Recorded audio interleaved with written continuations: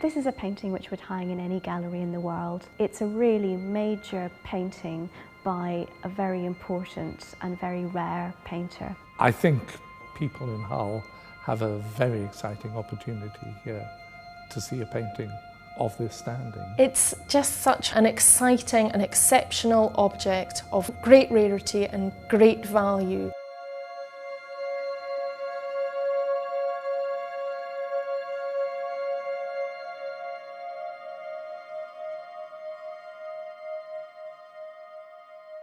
The panel painting, Christ between Saints Paul and Peter, is a really fantastic work. A gold background panel, which is something that we'd been looking for a number of years. 700 years old, of great rarity, the only fully autographed work by Pietro Lorenzetti in the UK.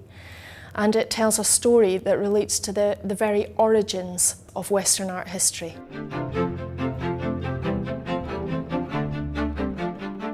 The Ferens Art Gallery is a public art gallery which opened its doors to the public in 1927, and we display a wide variety of fine art, both paintings and sculpture, and they span from the mid-15th century up to the 21st century.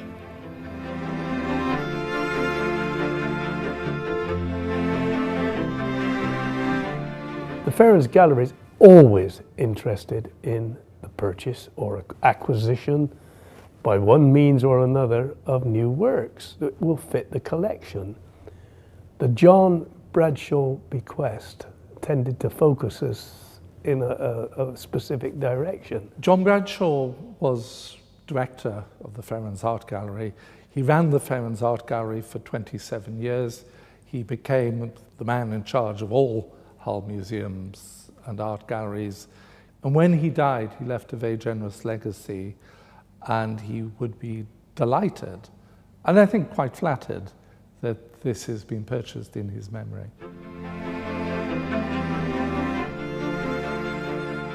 The painting had actually been sold to an overseas buyer at Christie's in July 2012. So it was definitely going to leave the country. And this is why the government looked at it, and a decision was made to put it under a temporary export ban. Not very long after the stop had been made public, one of my colleagues received a phone call from Kirsten Simster at the Ferens Art Gallery saying that she was very, very interested in coming to see the picture. And I could see immediately that they were very excited by it and by the possibility of trying to acquire it for their collection. So this painting was worth several millions of pounds, and we got it for about a fifth of its actual market value.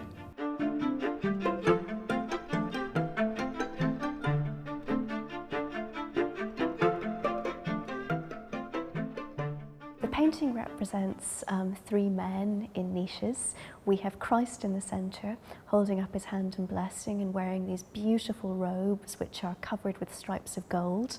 And to his right side is St. Paul, holding a sword. Again, the scabbard is very beautifully painted with details we don't quite understand, but I hope that we can.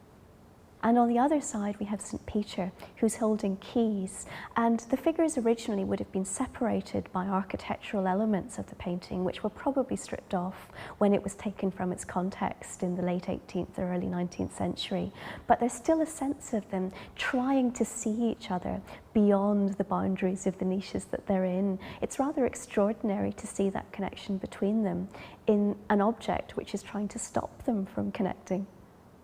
I would say in this painting and in many of his work, the important feature is that he conveys the humanity of Christ and of the saints. They're no longer, like in a Byzantine painting, icons. They're people who seem to be, or seem to be beginning to be at least, to be alive and to be understandable to our world.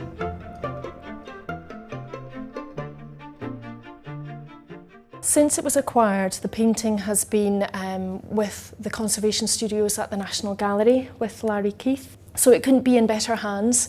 It's in the right place, and the work will be fully conserved as part of their support for regional art galleries.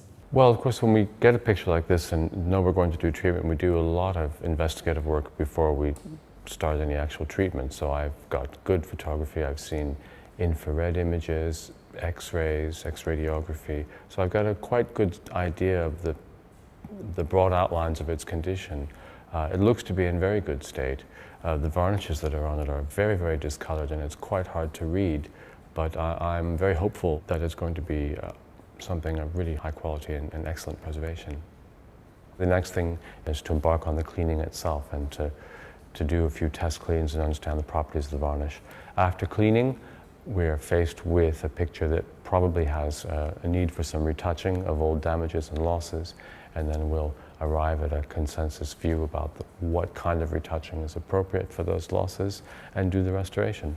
What's important about the restoration of this painting is that it will enable people to really appreciate its quality. It's difficult to see that when it's covered in layers of varnish and dirt, but really underneath this we're looking at a remarkable survival, a painting that's almost 700 years old and yet takes us back really to the dawn of the Renaissance.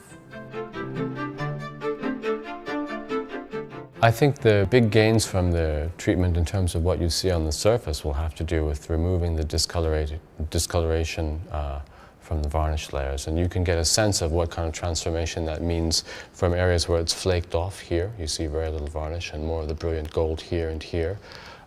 Also the kind of interference and noise of the discolored retouchings from the architectural elements or along the bottom, that will all go. And then you'll see a much more vibrant image where the individual colors and the relationships between them will be much closer to how it would have been previously.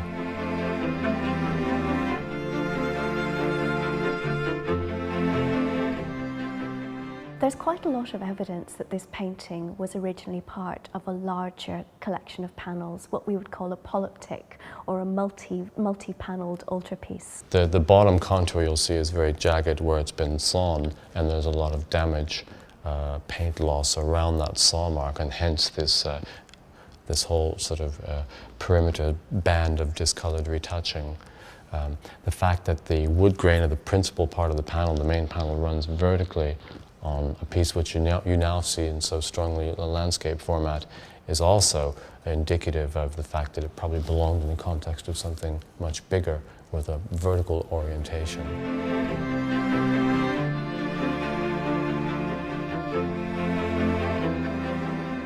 It's a work of art from Italy which will become synonymous with Hull for possibly hundreds of years. I think this will greatly enhance the status of the Ferens. I mean, the Ferens has some major pictures, some really good pictures, but I think this now becomes the star piece. It's going to be an exciting time over the next 10 months, but obviously we don't have the work here. But we'll be following its story very closely, and when it does actually come here, it is going to be a fantastic moment for the art gallery to be able to actually display this work and to invite the public through the doors to come and see it. What will happen after restoration when it brings out all the true colours and it's cleaned, as it were, it will be a magnificent specimen. I still can't believe that Hull's acquired it.